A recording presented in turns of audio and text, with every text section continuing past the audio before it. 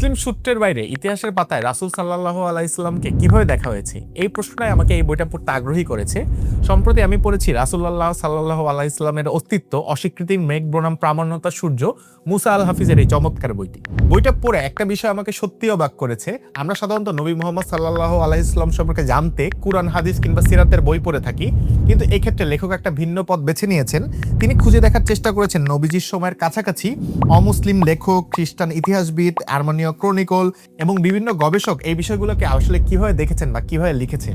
আরো মজার ব্যাপার হলো এই লেখকদের অনেকেই মুসলমান ছিলেন না, বরং কেউ কেউ ইসলামের সমালোচকও ছিলেন। তারপরও তাদের কিছু লেখায় মোহাম্মদ সাল্লাল্লাহু আলাইহি ওয়াসাল্লাম, প্রাথমিক মুসলিম সম্প্রদায় এবং আরবদের উত্থান সম্পর্কে কিন্তু উল্লেখ পাওয়া যায়। বইটিতে ডক্ট্রিনা জ্যাকোবি, সেভিয়াস, দ্য ক্রনিকল অফ 640 এর মতো বহু প্রাচীন দলিল নিয়ে আলোচনা করা হয়েছে। বইটির লেখক মুসা আল হাফিজ বিভিন্ন ঐতিহাসিক সূত্র ও গবেষকের আলোকে নিজের যুক্তি উপস্থাপন করেছেন। তার চেষ্টা হলো দেখানো যে ইসলামের প্রাথমিক ইতিহাস নিয়ে আলোচনা শুধু মুসলিম সূত্রেই সীমাবদ্ধ না, বিভিন্ন সমসাময়িক ও নিকট সমসাময়িক কিছু অমুসলিম উৎস এইসব আলোচনায় কিন্তু গুরুত্বপূর্ণ ভূমিকা রাখতে পারে। তবে এটা কোনো আবেগ নির্ভর ধর্মীয় বই না, এটা মূলত একটা গবেষণা ধর্মী বই। এই বইটার মধ্যে প্রচুর রেফারেন্স, দলিল, ফুটনোট এবং ঐতিহাসিক বিশ্লেষণ দিয়ে কিন্তু ভরা। তাই যারা ইসলামী ইতিহাসকে একটু গভীরভাবে জানতে চান কিংবা জানতে চান যে ইতিহাসবিদরা এই বিষয়গুলোকে আসলে কিভাবে মূল্যায়ন করে, তাদের কাছে কিন্তু এই বইটা খুব ভালো লাগতে পারে।